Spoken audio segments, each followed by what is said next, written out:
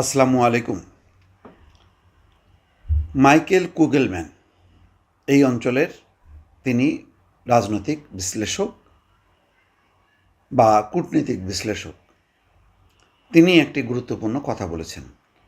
বাংলাদেশের গণতন্ত্র এগিয়ে নিতে ট্রাম্প প্রশাসনের আগ্রহ নিতান্তই কম। তাহলে মার্কো রুবিও ফোন করার পর আমরা ভেবেছিলাম যে তিনি নির্বাচনের ব্যাপারে খুব আগ্রহী। বাংলাদেশে কবে নির্বাচন হচ্ছে এবং সরকার বলেছে বা সরকার প্রধান ডক্টর মোহাম্মদ ইউনূস বলেছেন যে আগামী বছরের শুরুতে।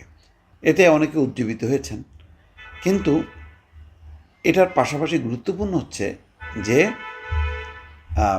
এই অঞ্চলে আমেরিকা তার একটা বন্ধু চায়, একটা অনুগত রাষ্ট্রও চাই বলা যায়। বন্ধুত্ব বলা যাবে না, মার্কিন যুক্তরাষ্ট্রের সঙ্গে বন্ধুত্বের একটা লেভেল আছে, সেই লেভেলে বাংলাদেশ নেই।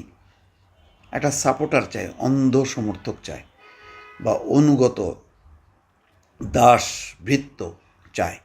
বাংলাদেশকে হয়তো সেইভাবেই কল্পনা করছে চাপের মুখে রেখে। দেখেন, শুল্ক বিষয়ে কিন্তু কোনো ছাড় দেয়নি এবং সেটা নিয়ে সেই শুল্ক আলোচনা হয়তো ব্যর্থ হতে পারে।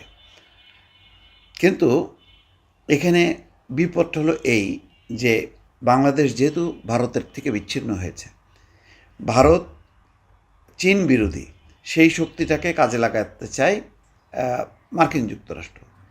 আবার ভারত একই সঙ্গে তার একটা অন্যতম তার বন্ধু রাষ্ট্র, অনুগত রাষ্ট্র ভারত বাংলাদেশকে হাতছাড়া করেছে। হাতছাড়া হবার পর আমেরিকা জানে যে এখন চীনের সাথে বাংলাদেশের দহরম মহরম চলছে, পাকিস্তানের সাথে চলছে, এটা তার উদ্বেগ না। উদ্বেগ হচ্ছে চীনের সাথে। চীনকে কিছু প্রতিশ্রুতি দিয়েছে। চীনে যে ডক্টর মোহাম্মদ ইউনূস কিছু কথাবার্তা বলেছে, কথাবার্তা বলার পর ইন্দো প্যাসিফিক যে চীনের উপস্থিতি বাড়বে, তার অবস্থান আরও জোরালো হবে, এটা যেমন ভারত চায় না, আবার আমেরিকা চায় না। এই দিক থেকে আবার ভারত আমেরিকা একাট্টা।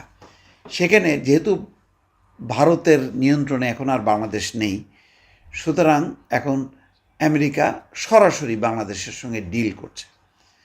সেই ডিলে বাংলাদেশকে তার সাথে রাখতে চাইছে।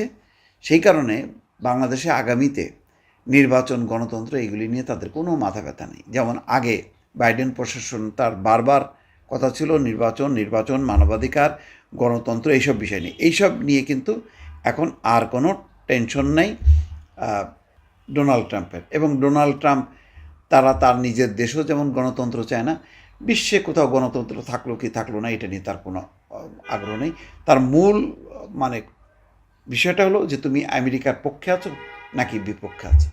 তুমি গণতন্ত্র দিয়ে থাকলে থাকো, নাহলে স্বৈরতন্ত্র দিয়েও থাকো। ওই ভারতের পলিসি। ভারত যেমন বাংলাদেশে গণতন্ত্র থাকলো কি থাকলো না সেটা বড় কথা না, বাংলাদেশ তার সাথে থাকলেই হয়েছে। সেইভাবেই হাসিনাকে একটা ফ্যাসিস্ট হিসাবে গড়ে তোলার ক্ষেত্রে ভারতেরও যথেষ্ট অবদান আছে। তো এখন এই বাণিজ্য এবং আঞ্চলিক শক্তি হিসাবে এই অঞ্চলের তারা ঢাকার সাথে একটা সম্পর্ক রাখতে চায়।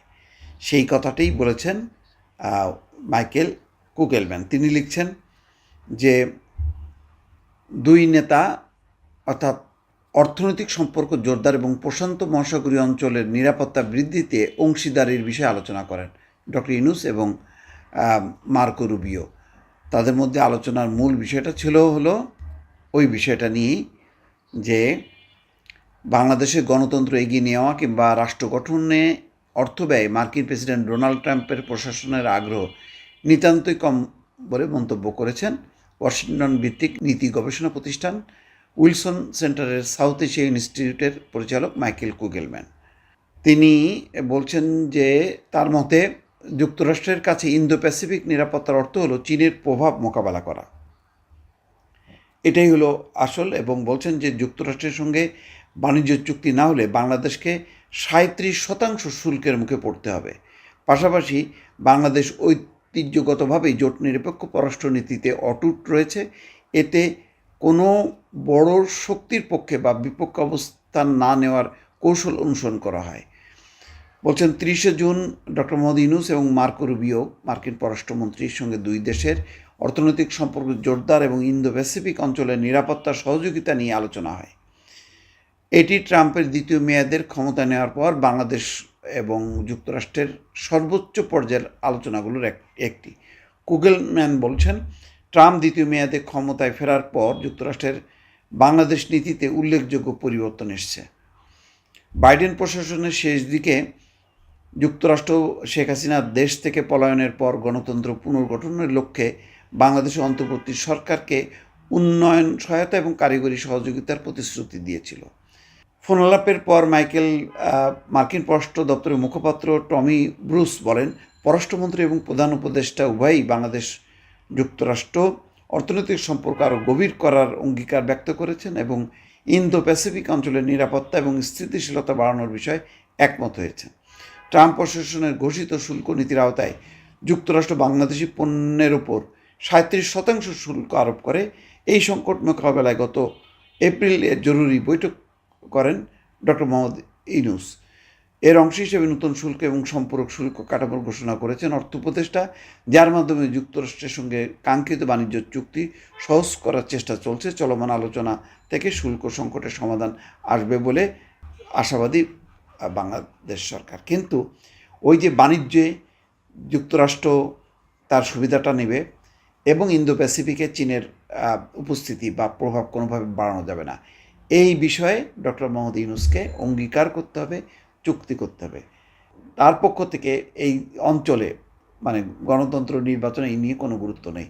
আর এটা যদি হয় তাহলে মার্কিন আওয়ামী লীগের জন্য বা অন্য যে কোনো রাজনৈতিক শক্তির জন্য কিন্তু একটা কঠিন বিপদ আসছে। অর্থাৎ যদি গণতন্ত্রহীন অবস্থার মধ্যে দিয়ে বা নির্বাচনবিহীন অবস্থার মধ্যে দিয়ে সরকার এগুতে থাকে, সেই ক্ষেত্রে আন্তর্জাতিক সমর্থন পাবে না বিরোধী দলগুলো, এমনকি আওয়ামী লীগও।